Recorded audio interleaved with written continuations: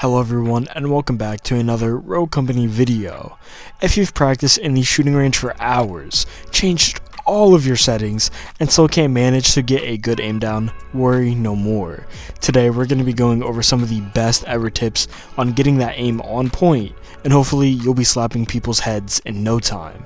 Before we do begin, be sure to hit that subscribe button for daily, awesome and informative Rogue Company content, as well as follow my Twitter linked below to stay up to date on everything.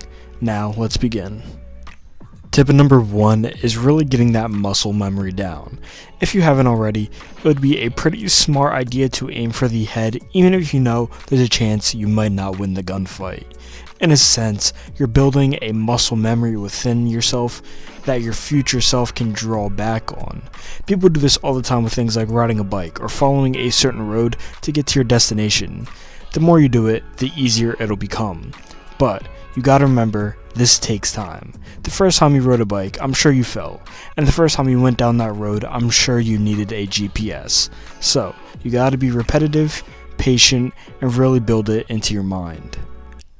Tip number 2 is probably the shortest, but it's simply the fact that you're changing your settings way too often, especially if you're doing it after a bad match. It's impossible to build that muscle memory we were talking about if you're resetting after each and every match. Give it a few days, and if you know for a fact your sensitivity, your dead zoners, something else just isn't right, then that's a good time to switch it up instead of doing it after each bad match. Number 3 may sound a little odd, but I'll explain, and it's not switching between a ton of rogues. Instead, use only maybe 2, maybe 3 max. Let me give you an example, and if you pick it up, let me know by leaving a comment.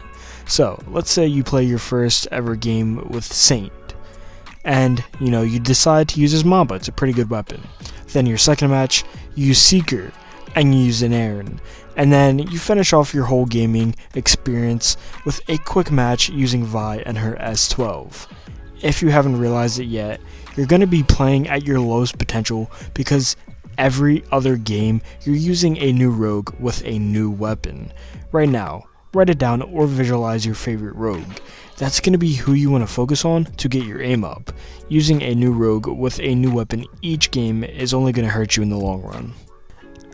Our 4th and final tip is realizing when to ADS and when to hip fire. And for anyone that simply doesn't know what ADS means, it stands for aiming down sights. Depending on who you pick on the last tip we just went over, it may be a little different.